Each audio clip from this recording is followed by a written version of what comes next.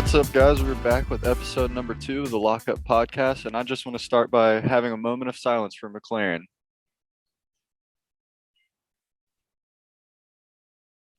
And we're back. All right. Chris, how's it going?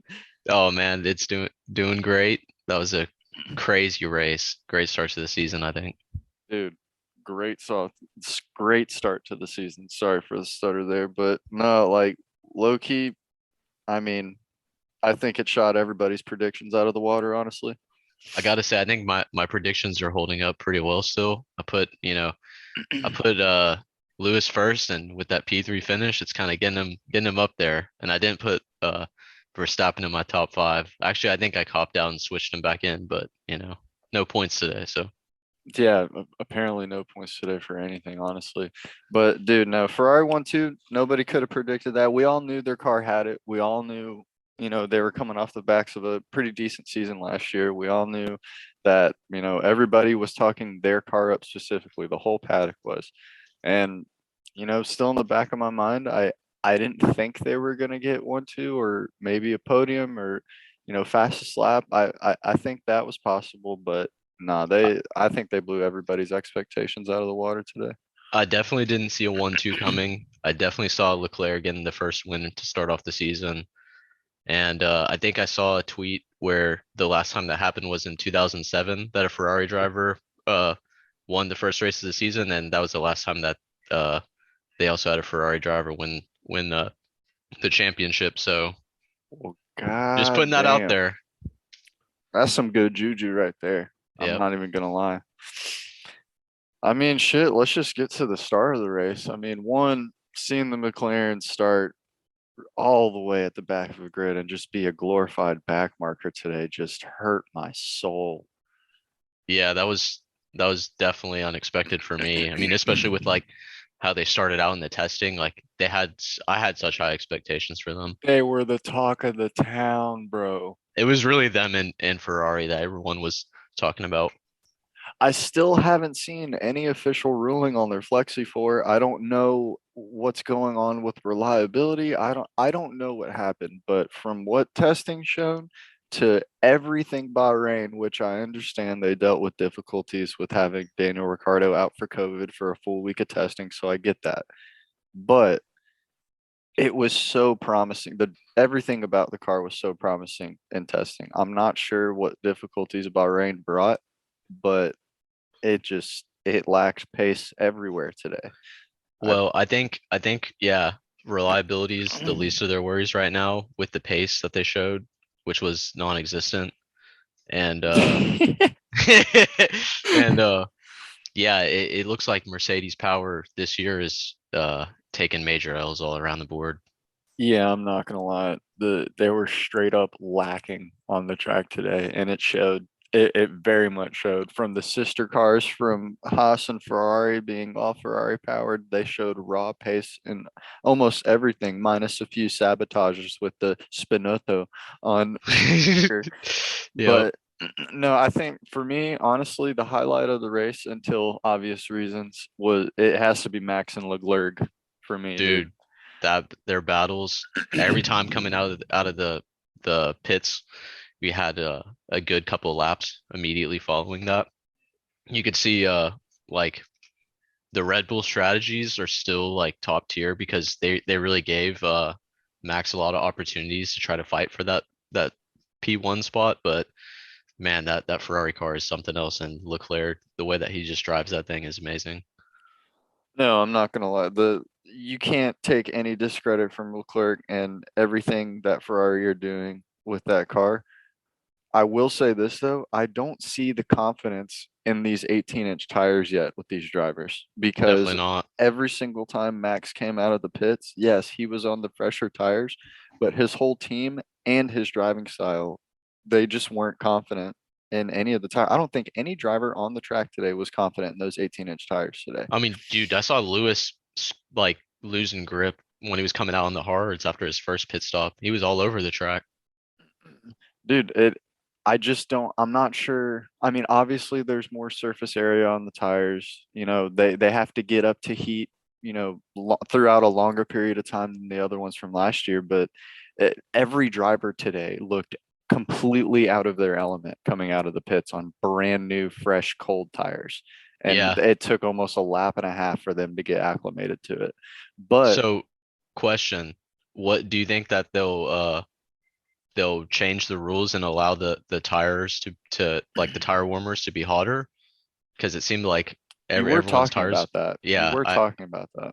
I heard them say that this year they're making the temperatures lower on them, but it looks like all the tires are so just not they're not hot enough when they're coming out the pits and no one has traction.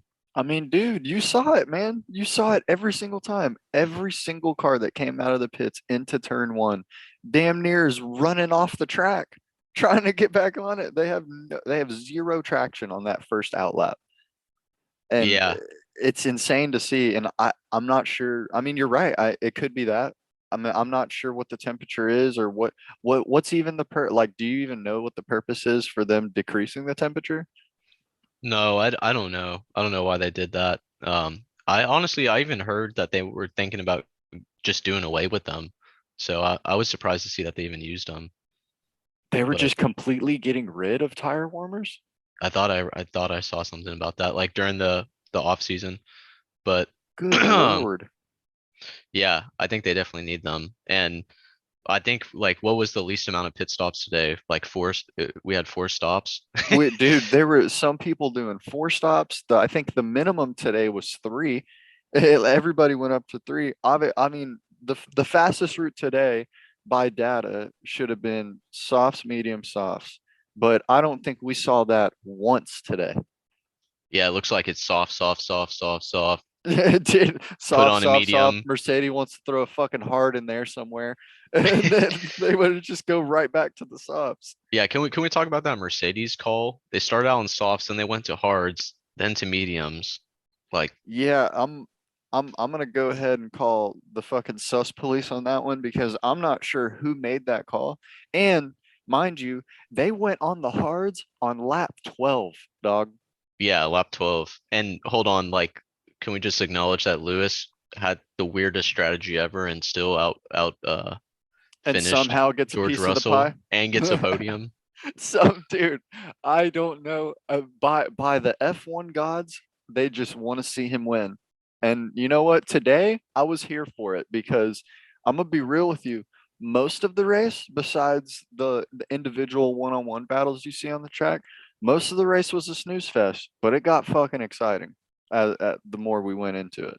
Yeah, there was definitely some boring moments, but it did seem like the cars were able to keep up with each other. Like from the There's start, so much more racing this year. yeah, yeah. And especially when you got that little restart at the end, it made it so crazy for those last like 5 laps. No, dude. Today for the whole race today, the strategy battle and just pure pace and on track battle of Leclerc and Max was definitely it was the highlight for me today for sure. I think that has to be some of the best racing I've seen in a little bit, other than all of last year. All of last year was pretty good, but it was only the top teams racing each other.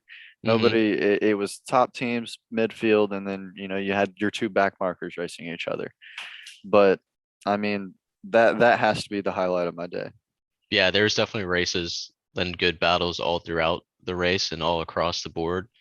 Uh, I think the highlights, the top stories are Ferrari 1-2.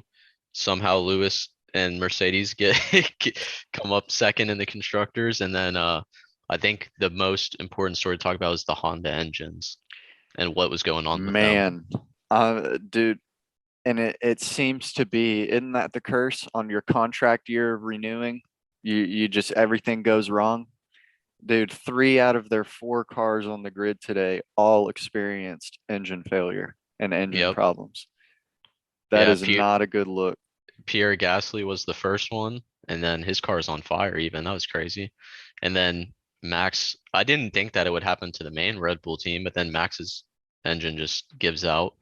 And then you hear Checo not long after talking about having power loss problems.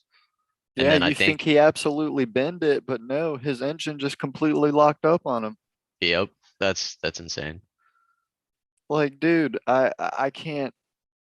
I don't understand with one. It's very convenient for them, which also sucks that this is happening day of race and they've shown nothing but raw pace. I mean, we talked about it last year, man. I thought Red Bull was going to be behind because they elected to keep developing last year's car, and Ferrari doubled down on this year's, and very obviously it showed. But They Honda were should have been great in the reliability department, but no. doesn't look that way. But also, yeah, we got to talk about uh the fact that Red Bull they were able to develop their car so much last year and win, and then somehow they have like the second best car this year. But I mean, I guess can you really say second best now with the reliability question? I mean, dude, you're right. You're literally right because it was second best all the way up until lap 50. It was good until it wasn't. It did. I mean, it's exactly right. It was fucking good until it wasn't. They were showing pace. They were fast in the corners. They had the straight line speed. Ferrari, I think, we asked the question in episode 1, and I think the answer is now. I mean, the bigger side pods are the way to go, man. Yeah, it's looking that way certainly. It's like And every car with a slim body is just not. They're just not competing. yeah, and it looks like all the Ferrari powered cars even have the wide side pods also. No, yeah, you're right. I'm pretty sure now. And I'm not. I need to do more research on it. I'm not sure, but it's Scuderia AlphaTauri. Are they Honda? They have to be Honda powered because they rock the decal, but are they just a Ferrari like partner team? Let me look it up.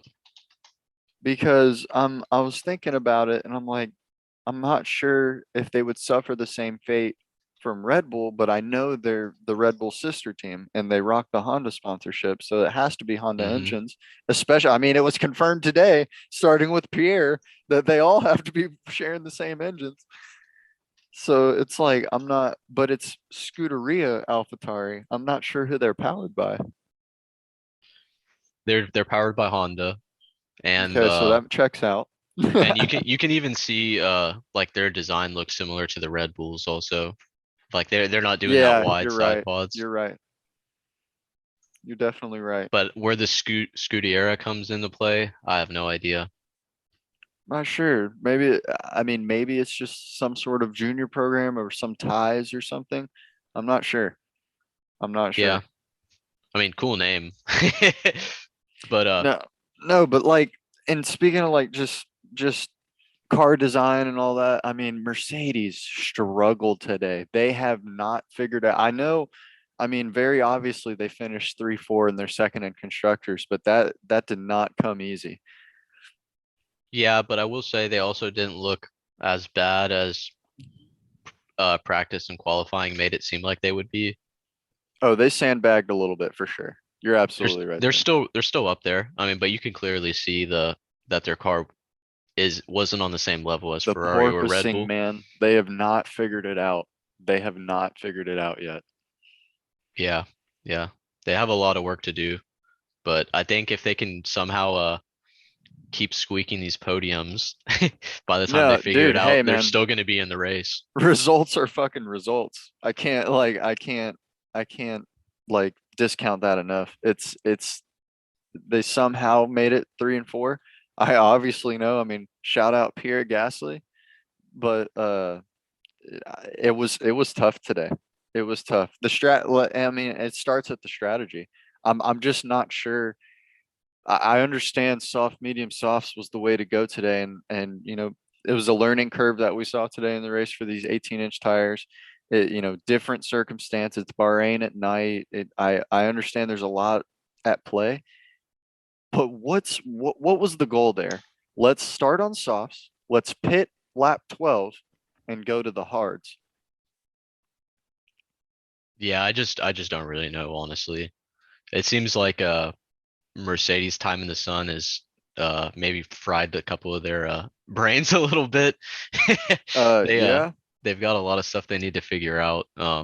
Like the strategy just doesn't seem there, and the cars is underdeveloped compared to Ferrari. So, but we'll see as the season plays out what happens with their team. I mean, yeah, I mean, there's nowhere to go but up from here with them. But it's like I mean, shit. That's what I'm saying. You can't even discredit the results because hey, man, 3-4. It's more points than Red Bull. It's more points than the rest of the like. They're fine. That was the best possible outcome that they could have had today, compared to what they were racing to. And then, you know, I'm not even gonna begin to talk about the shortcomings about McLaren because, dude, what is going on? Yeah, I don't know. It's so crazy. It's so crazy to see that. McLaren, given Williams has a chance to battle against McLaren this year. If we're solely like, I understand, as we're go ahead chalk it up to Aston Martin, McLaren, and Williams using this weekend as also an extra testing weekend. But at the same time, dude, if I'm going to be critical and come in to this completely blind and go solely off of this weekend's race, I'm not sure what McLaren needs to figure out, but they are just their only problem right now is flat out lacking pace in corners, straight line speed. They don't have the porpoising issue. They're reliable. I don't know where the pace is, and it's not like the drivers aren't pushing it. Both of them said they weren't surprised about it. I'm not sure what's going on. And you can't say it's a driver's issue because they have one of the best lineups. No, absolutely not. You're right. The drivers are absolutely not the problem. I don't know what put them at the timetable in practice and in testing, and it really showed yesterday in qualifying, man. It showed a lot yesterday in qualifying. I had zero expectations going into this race because they couldn't even, I mean, Danny Rick couldn't even get it out of Q1, and this was the car on the top of the timetables in practice.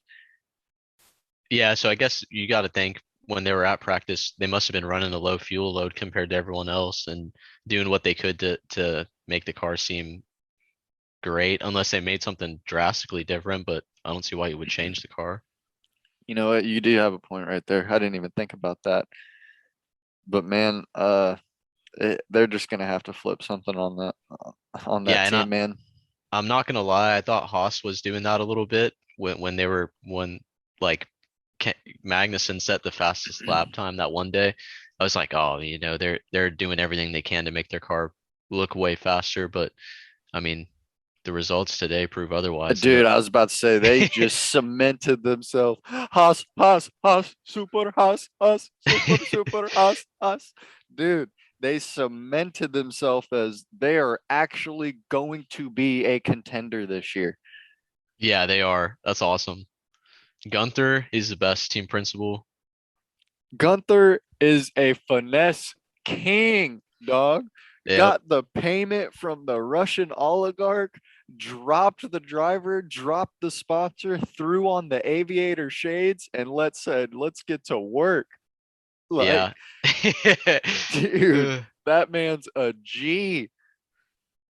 Yeah, dude, I just can't believe I don't know how he managed to deal with them all last season, having to listen to Mazepin, Dad and Junior complaining about, oh, we need to develop a new car. The whole time he's thinking, no, we can't put any more money into this crappy car we have. We got next year to worry about. We have next year to worry about, dude. And God, thank God for Ferrari powering them because they got gifted that engine.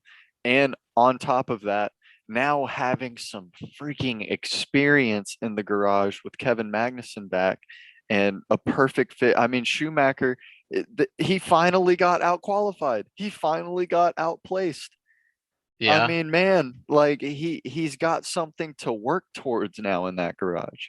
and I think with Joe and Alfa Romeo, he's gonna have another good little rival that's equal, like pretty close in skill right now or experience.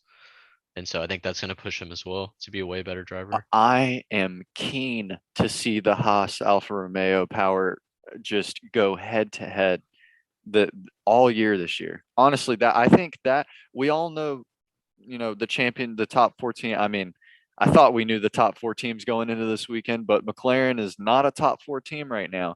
I Nope. almost can argue that Haas could be a top four team right now. Well, the constructors right now is Ferrari, Mercedes, and Magnussen. Dude, like that's what I'm saying, man. That's what I'm saying. Like, Red Bull has to be there. I mean, now literally you're right. Everything was promising until it wasn't with Red Bull. Everything is in question with now with them because it's a brand new year of a brand new car. Nobody knows how this year's going to go. Yeah, totally. And with the engine problems in the first race, like that doesn't bode well for the rest of the season. No, dude, it doesn't. And then especially Max, like he complained all race about the tires, about this, and I understand it is a huge learning curve, but to get yanked on the 50th lap of just pure engine failure, it's not excuse me. It's just not a good look for Red Bull right now.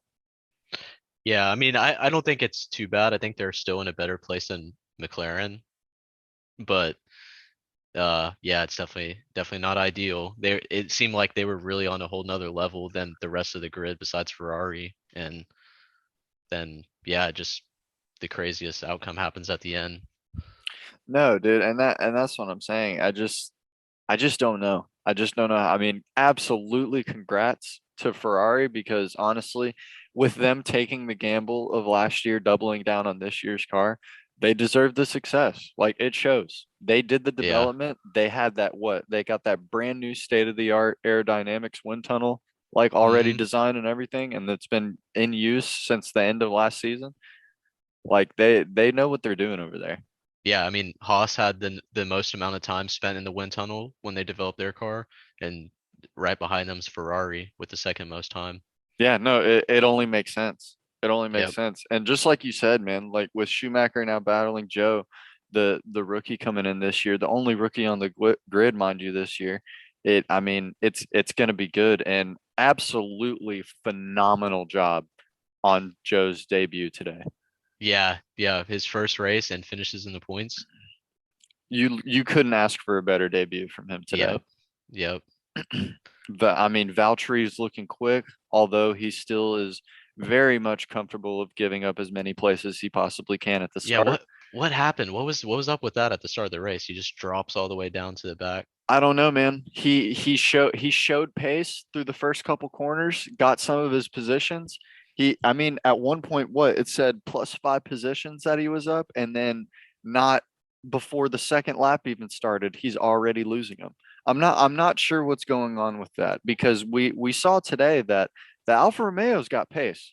It can race. Like they can get it up there and race. And Valtteri Bottas, so he wasn't bad by any means, but he just for some reason just off the start of races cannot hold his positions.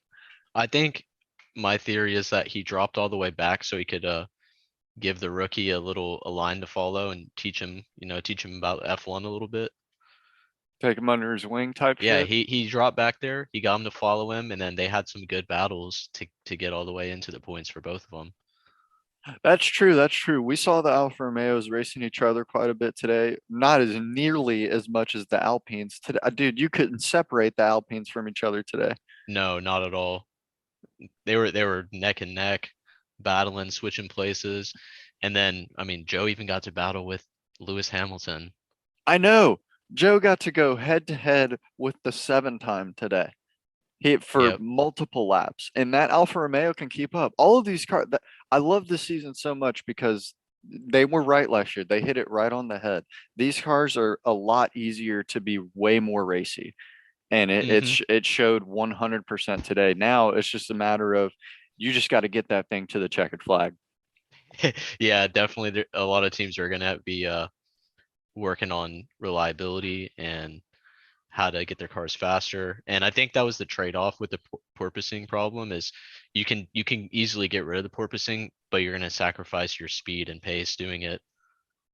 No, yeah, you're right. You were saying earlier while watching practice and watching qualifying that there's this fine line between break breaking that barrier of going too fast to cause the very bad porpoising, but also you can mitigate the porpoising by, just taking a hit on your pace. But that's the thing. Right now, Mercedes so far are the only car that just simply haven't gotten that equation done yet. Yeah, but you could also see they were still fast even with that issue. So See, and what that's the scary part. Yep. Once they figure it out, they're gonna be right up in the top still. Yeah, I mean, Well, they yeah, already man. are in the top still. They still are. I just want to see. I want to see what the next race weekend holds because if Mercedes comes out of the garage next weekend with some side pods, I ain't gonna be surprised. Yeah, I wouldn't be surprised either. And honestly, I think a lot of teams they need to work on figuring out the tires. The strategy was terrible for every team except for I mean, I don't want to say every team. Ferrari still did good. But like just I don't know, the amount of pit stops was like I don't know, it was a little too It much, I was thought. kind of ridiculous. It was kind of ridiculous today. Every team, I think, went into the race. I don't think a single team today went with plan A. Let's put it that way. Yeah, definitely not. I don't think a single team did that today because I think one, I think Red Bull was reacting to Ferrari all day, which put them on the back foot, and they just got bit in the ass by reliability. Yeah. Ferrari had a pretty decent plan the whole time. Now, of course, the whole grid got blessed by Pierre Gasly's safety car, but Yeah. it, I just don't know if any team today really knew what these tires were going to be up against over a full featured race. Yeah, Mercedes had no plan whatsoever. They were on like strategy G or something at that point. McLaren, I think they were just testing tires because they were just putting on different tires just for shits and I giggles, mean, really. damn, they pitted 4 times today. Yeah. And I don't know. Yeah, Ferrari they nailed it. No, Ferrari nailed it on all fronts. Absolutely, congrats to Charles Leclerc. He is now a three-time race winner. Uh, Carlos Sainz, he matched his highest placement P2. He's gonna get a race win soon. Definitely. He's definitely getting a race win. I don't know, man. Ferrari just seems to have it figured out. They got the team chemistry. They got their dream lineup. I think Charles Leclerc and Carlos Sainz absolutely belong in the Ferrari red. They just they're absolutely their stock is pretty high right now. Yeah, I think it was such a perfect fit. And even I watched a video in the like before the season started and it was Carlos Sainz going to the factory and he was specking out his own Ferrari car and he was driving the same car since he was 18. His parents bought him a Volkswagen and he's been driving that for years. The whole time he's been in F1 and he just spec'd out his brand new Ferrari that he's getting. So perfect fit. Yeah, that's well deserved right there. I don't get me wrong, man. I would have loved I love Danny Rick on McLaren. I do. I think Lando and Danny Rick are a great lineup and they are a very McLaren lineup. But I got to give it to Sainz, man. Like I would have loved to kept him at McLaren, but he belongs in the Ferrari red. He Yeah. he he's a Ferrari driver through and through for sure. And I've been saying this and I still believe it. I think Ferrari has the best drivers lineup. And you know what? It's hard to argue that opinion today. It is hard to argue that opinion. Let's see. What else we got here? I mean, we can talk about Red Bull's god tier strats, but I mean, usually they are god tier, man. But like I said today, it just seemed like they were just reacting more so than actually creating a plan. Yeah, I mean, I think they put all their focus on Verstappen's strategy. I feel like sometimes Perez gets just left in the dark or he's a second thought. I think that's just the Verstappen teammate curse, man. It is Yeah. so hard to be that guy's second driver. I mean, yeah, it was like Lewis and Bottas. Lewis is always going to get priority. I mean, yeah. I mean, hell, dude, all of last year, Lewis and Bottas were rocking different chassis. I didn't know that until halfway through the season. Well, I mean, George Russell and Lewis had different chassis this year or in this race. You're right. Wait, was it different chassis or different floors? I guess different floors. Hmm. Yeah. I mean, and it seemed to be like neither made the difference. So, Yeah. Well, I that's mean, it kind of looked like interesting. it looked like whatever they did for George was way better during practice and qualifying. So I'm thinking maybe they even allowed to change stuff like that between the qualifying and the No, race? That would be a after right penalty. before yeah, right before qualifying, they have to go through Parc Ferme and they have to declare the car, and nothing can be changed from qualifying to the end of race. Yeah, so I guess it didn't make that big of a difference. So whatever differences they did, they're gonna have to go back to the drawing boards. That didn't teach them anything at all. Yeah, and it still seems to me, I think Lewis's car is slightly worse on the porpoising than George's. I'm not sure what the exact measurements and data is coming on George's, but just by looking at it on a straight, I think Hamilton's floor is a tad bit lower and the porpoising is a tad bit worse on his car. Yeah. Yeah, and I think that's one of the key factors is ride height. That definitely affects the porpoising issue. So you can raise your car up and that'll make it better, but you want to be as low to the ground as you can. And yeah, dude, and we're also seeing this year that DRS is powerful. Yeah, It was powerful last year, but you can close a gap this year. definitely. You could, I mean, you saw when Max Verstappen got DRS, he was always right behind Ferrari. And other than that, like they couldn't keep up with the pace if there wasn't the DRS. And then No, as not soon even a little bit. yeah, and as soon as he overshot that turn and locked up the front right and that gave Leclerc the opportunity to get past him and put a little bit of distance and keep him out of DRS, that was all she wrote. Yeah, no, I mean, it's actually kind of incredible. Now, I don't know if he harvested enough energy for his ERS and paired it. He did DRS and ERS, but like he's making up 5 second gaps on a single straight. It is that powerful this year. Hey, I didn't. it makes you wonder because like let's say he was saving up the ERS for that, and then he was using it all and the DRS and stuff, and then he had an engine that totally gave out. Did they overcook the engines? Oh, damn. I didn't even think about that. Yeah, I just thought about that now. You're right, because Perez was pushing too. Yeah, Because and the but Red Bulls were split. It was Ferrari, Ferrari, and then what, a Red Bull, Mercedes, Red Bull, Mercedes. yeah, but you also have to think like mm, uh Checo, he wasn't pushing as hard as Max was because Max was pushing it every lap for like That's true. four or 3 or 4 laps, and Max was getting told to go take it easy on the tires. yeah, and he was battling hard with Leclerc That's for true. that P1 spot. But what I'm trying to figure out, like, explain because let's take okay, let's break this down from the engine standpoint. We have Pierre Gasly's car just flat out losing power to the whole car. The Yep. entire engine shut off. All the GPU, CPU, all of that is The, off. the the steering wheel had nothing on it. No The lights, no car display. completely killed. Yep. And then we have a sudden decline in energy failure and engine failure from Max. He managed to limp it all the way to the pit stop, but I don't know how far he could have gone with the pit stop. And then we move to Perez, that it 1000% completely locks up mid corner at acceleration point. It Hey, doesn't gradually stop, it doesn't gradually cut off, it locks up. yeah, it just gave out. And I don't know if you noticed, but during the race, Verstappen was even saying that he was having some weird issues with the engine braking in the turns. So he probably wasn't even catching his gear. He probably wasn't even getting clean launches out of anything.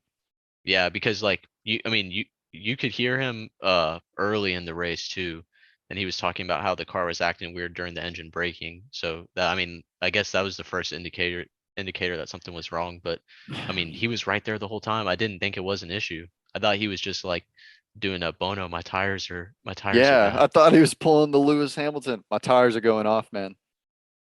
I thought he was just completely sandbagging the radio. But no, I mean, like you said, man, everything about Red Bull's reliability is now in question of if they can even get it to the checkered flag. Because right now they are in the race until they're not. Is this the Mercedes master plan? Did they sabotage the Honda engines? Toto is fucking laughing right now in the Honda garage. they made a secret deal with Honda and Honda said, "Look, we'll do it, but we can't do it to our own driver." So Yuki has to have an okay car. Honda signed all the way through 2025 and gave him a 2018 engine. Dude, I don't know what the hell happened today with them, man. And it was all on the last 10 laps of the race. Yeah, and you would really never expect that from Honda. No, they're supposed to be all reliable. They had a zero reliability issues last year. I mean, think of one time Okay, actually, you're right. I can think of the one time they lost power. Sergio lost power, but they managed to get it reset on track and keep him going. Yeah. And I mean, I'm pretty sure they're the only other, like in IndyCar, it's Chevy and Honda are the only two people that make Indy cars. Yeah, they're supposed to be all reliable. I'm not sure. I'm not sure what happened there. Yeah, I don't know. It's crazy. I I don't know, guess we'll man. have to see next weekend. We'll see what No, happens. we'll have to see next weekend, man. We're gonna hit this midweek episode with our predictions and practice and see how. I mean, now we have so many questions of. We'll see this week if Red Bull will address the reliability, if McLaren will address their placings. Got to watch some interviews, see what develops this week, and We we're we got to gonna be do back. our midfield team predictions also. We never really did that in the first episode. I mean, now it's valid, dude. Yeah. The midfield team. I mean, the battles of Alfa Romeo and Haas today, with Alpine in the mix. Alpine's gonna get there. They're very consistently in the middle pack, but I mean, they just have to get a little bit more pace. They had more pace than McLaren. I think everybody had more pace than McLaren today, but Except for Alpine, Latifi. except for Latifi. I mean, poor guy. poor poor shout out my guy Nicholas Latifi, dude. He just needs to figure it out at Williams, man. They've got a great team principal over there now. They have a winning mentality, and with Albon back, he's not going to be any easier than George was last year. Yeah, relentless. He's gonna do great. I'm excited to see him. Albon back in F1 is just absolutely great for I think F1. everyone's happy about that. That dude puts a smile on my face wherever he goes. Yep. But honestly, guys, shouts out to Ferrari for finishing 1-2. Well deserved with all the work they've put in the off season. We're going to be back with the midweek episode on Thursday. This one's going to go up Monday morning for all y'all to check out. Be sure to check out our YouTube and go give that a nice little subscribe because, we're just out here trying to grow. But I'm going to link that in the description. And We gotta man, check out the memes on Instagram and Twitter. We're gonna be shit posting, live posting during the oh, races. absolutely. You got to go give the Twitter a follow. You got to go give the Instagram a follow. Instagram is at tlup.f1. Twitter is at tlupf1. No spaces, all caps. So, like, y'all go ahead and check that out, man. But nah, it's been your boy Tyler, And Chris. and we'll catch y'all later on the next episode. Peace, family. Bono, my tires are gone and I am bouncing around like an absolute bobblehead. There is no way we can compete for podiums like this. We must crush Red Bull at all costs. Execute order Marcin. Alpha, real disappointment for him, and we could see Martin. Yeah, it's a complete power failure. Look, from his dashboard's gone completely, so it's not an engine blow. What's going on with the battery? Battery fine. No, it's not. I have no real... What the f*** is this? Hamilton's got DRS once again, and can he get close enough to Sergio Perez? Not on this occasion. You can see the bumps and the porpoising there that is just unsettling the car into that first braking zone, and Perez has been spun round. Sergio Perez has lost it on turn 2. Today was a great team effort. I am really proud of the work everyone put in to accomplish this result.